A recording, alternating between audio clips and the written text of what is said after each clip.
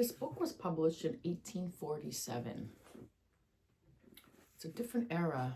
You read it and you go back in time to the 1800s. People don't speak like this anymore. People don't write like this anymore.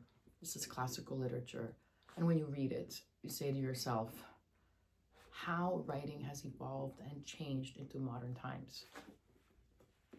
I read a little bit this morning to my daughter, and she was blown away with just the language, the dialogue, the vocabulary. I had to go to the dictionary at least 5 times. When I read a modern book, it's rare. Somebody once told me, it was probably a professor, to use simple words. I think probably Hemingway changed all that. Use simple language, simple words to get your point across. Because sometimes when you have to stop, open up a dictionary and look at a word, get out of the story. But in essence, you don't really. What I did is I went to the back and I wrote down some vocabulary words, and I thought to myself, oh, I have new vocabulary words that I just learned today. I don't know if you knew what a negus was. It's a hot drink of port, sugar, lemon, and spices. What else did I look up? Oh, this was interesting. Alaska. It's called Heathcliff Alaska, which is sailor from India. Sailor from Indian subcontinent between the 16th and the 20th century. Wicked boy. Somebody who received low. People say, you know, you read all these novels and all these books and it's escape.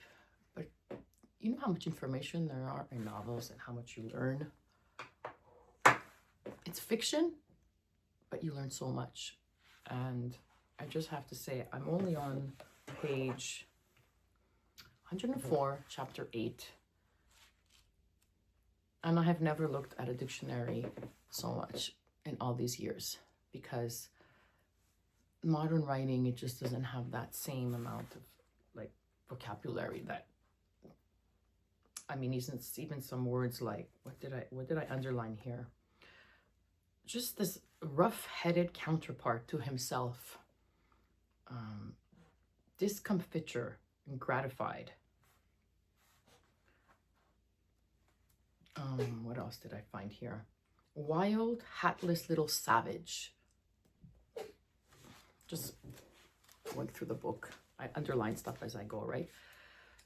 And even when I was in university and I read this book, I'm sure it was for one of my classes. So I took a class and I had to read Bronte. I think it was the Bronte sisters. And we had to read Tess d'Urberville or something. I can't remember now. It's been, I was 19, so decades ago. And this was on the list as well. A Genuine Bad Nature. I'm just flipping through the pages now, randomly. Just to let you know that I'm looking forward to the movie, and please don't tell me anything about the movie because I want to know. Rereading Wuthering Heights, it's making me feel like I should reread all the classics. I have so many. I went downstairs to my library. I have a big library case and I have all my Penguin classics all together. Because during COVID, me and my family, we took out all my books and then we color coordinated them. So we put all the books that have black and all the blue, beautiful green, all the colors together. And now it's no longer by topic. In the past, I had them all the genres together, all the poetry collection together, all the philosophy collection together, my women's studies. Now it's all mixed up. And in my little brain that's a little organized at times, I feel that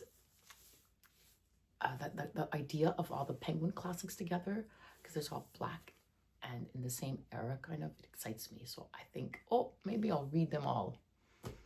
Reading Girl Problems. And when you have to reread a sentence 2 times because it's so good, because the metaphor and the figurative language is something that you've never read before. I mean, there's so much imagery in this book, and it's all narrated by other people. So the perception of somebody else, of your life or other person's life, is always more interesting. You see what I mean? It's not in the first person of Catherine and Heathcliff. And so that makes the story move along and interest you. So as the housekeeper is telling her story to Mr. Lockwood, you're thinking, oh, what's going to happen next? You know, and when they first meet as little children, you know that they have an intense connection.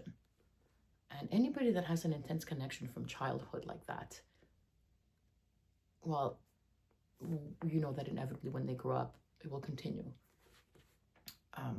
And I just feel like it's just the beginning. And I can't wait to continue reading it. Please do not tell me what the movie is like. So far, some people have been spoiling it for me. And no matter what, I know I will love it.